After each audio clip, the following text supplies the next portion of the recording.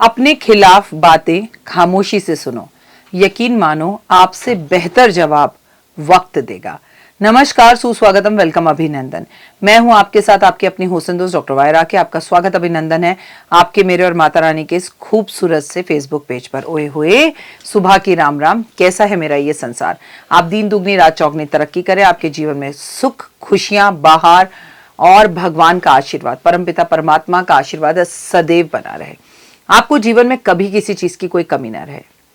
हमारे यहाँ 15 दिन का पितृपक्ष का श्राद्ध होता है, तो हर कोई व्यक्ति एक तिथि पर पैदा होता है, एक डेट पर, कि 15 नवंबर को फलाना बंदा पैदा हुआ, 10 नवंबर को, 10 मई को एक बंदा पैदा हुआ, 2 मई को एक बंदा पैदा हुआ है। तो इसी तरह से जब व्यक्ति मरता है तो उसकी ये तो बात हम मानते हैं कि वो 5 अप्रैल को मरा, 1 जनवरी को मरा, 6 जून को मरा, 7 नवंबर को मरा, ठीक है, 12 नवंबर को उसके जीवन को मोक्ष की प्राप्ति हुई, तमाम तरह की।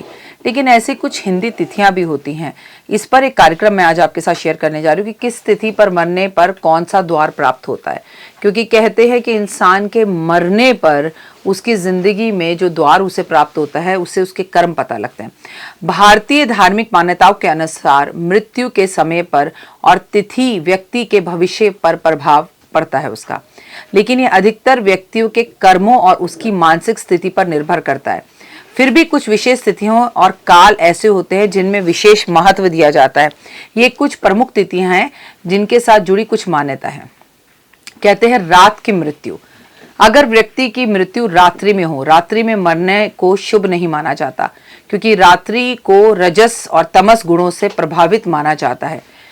इसे पाप में मृत्यु भी कहा जाता है। इसे आत्मा को मोक्ष प्राप्त करने में काफी कठिनाई का सामना करना पड़ता है, ये भी कहा जाता है। ठीक है, दिन की मृत्यु की अगर बात की जाए, दिन में अगर किसी व्यक्ति की मृत्यु हो तो दिन की मृत्यु को शुभ माना जाता है, क्योंकि इस समय में सद्गुण अधिक सक्रिय होते हैं और सबसे बड़ी बात, आत्मा की उन्नति के मार्ग पर जाने की संभावना अधिक होती है।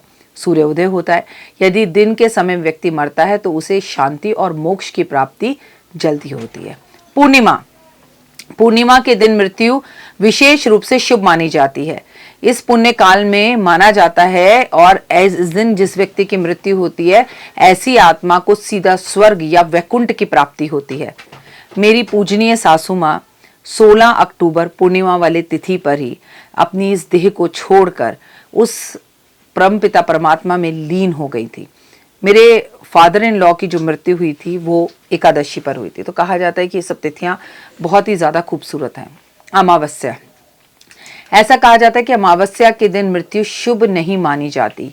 यह दिन पापों और अंधकार का प्रतीक है। इस दिन मृत्यु आत्मा को शांति नहीं मिलती और उन्नति भी नहीं मिलती। कृष्ण पक्ष, कृष्ण पक्ष में विशेष रूप से अमावस्या द्वादशी की तिथियों पर मृत्यु पाप में ही मानी जाती है। हालांकि यदि व्यक्ति ने अच्छे कर्म किए हैं तो उसे मोक्ष की प्राप्ति हो सकती है, ये उसके कर्मों पर निर्धारित है। शिवरात्रि, शिवरात्रि पर मृत्यु अत्यधिक शुभ मानी जाती है। इस दिन मरने वाले को मोक्ष की प्राप्ति होती है और कोई पितृदोष नहीं लगता, क्योंकि भगवान शिव को ये तिथि बेहद प्रिय है। माघ की पूर्णिमा, माघ मास की पूर्णिमा में विशेषकर पुण्यदायी मानी गई है। इस दिन मृत्यु से आत्मा को मोक्ष की प्राप्ति होती है और दोबारा धरती पर जन्म नहीं होता। कहते हैं पद्म पुराण में ऐसा कहा गया कि बसंत पंचमी पर मरने से मोक्ष की प्राप्ति होती है। सूर्य ग्रहण, चंद्र ग्रहण के दिन पर अगर व्यक्ति की मृत्यु हो तो उसे विशेष आशीर्वाद मिलता है, लेकिन यह भी माना जाता है कि इन दिनों में कर्म अच्छे जरूर होने चाहिए। निष्कर्ष, मृत्यु की तिथि, समय और अवसर धार्मिक दृष्टि से एक गहरा प्रभाव डालता है, लेकिन यह केवल एक व्यक्ति के कर्मों पर भी निर्धारित होता है, उस तिथि पर भी निर्धारित होता है। यदि अच्छे कर्म हैं और किसी भी तिथि पर उसको मोक्ष की प्राप्ति हो सकती है, चाहे वो मरे कभी भी। किसी भी तिथि पर मृत्यु होने पर व्यक्ति को क्या होता है, इसकी अलग अलग मान्यता है। त्रयोदशी पर मृत्यु बच्चों के श्राद्ध के लिए शुभ मानी जाती है।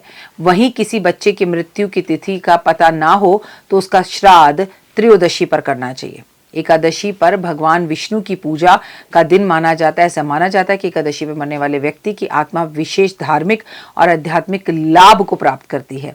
गीता के अनुसार शुक्ल पक्ष में मरने वाले व्यक्ति जन्म मरण के बंधन से मुक्ति मिलती है और वहीं पर वह कृष्ण पक्ष में मरने वाले व्यक्ति को फिर से जन्म पृथ्वी पर लेना ही पड़ता है। कुछ लोगों का मानना है कि आत्मा जो है और जैसी प्रकृति होती है आत्मा की वही वह चाहता है। मरते वक्त आपके मन में जैसे भाव होते हैं वैसा ही आपको अगला जन्म मिलता है।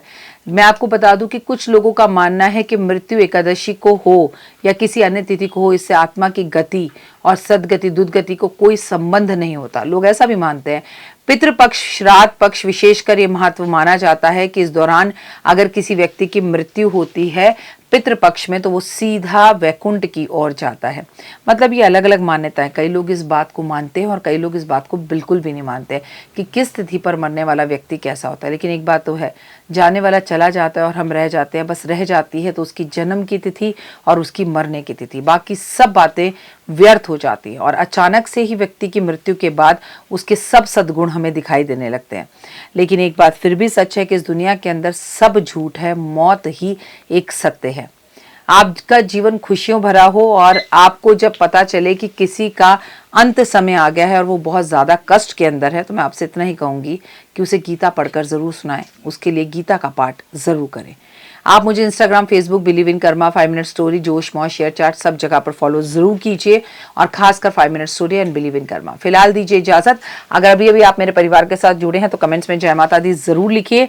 आप सबके जय माता से मुझे बहुत हिम्मत मिलती है और आपके कर्म बहुत अच्छे होते हैं, क्योंकि जब हम दिन की शुरुआत जय माता से करते हैं तो ओए होए। अभी के लिए जय माता। तो देख ली वीडियो, कैसी लगी, पसंद आई? चलिए, हो सकता है किसी को पसंद ना भी आई हो, लेकिन अगर हृदय से आप इन उपायों को करेंगे तो आपका फायदा जरूर होगा। बहुत मेहनत करते हैं हम ये वीडियो बनाने के लिए और मैं ही नहीं सब।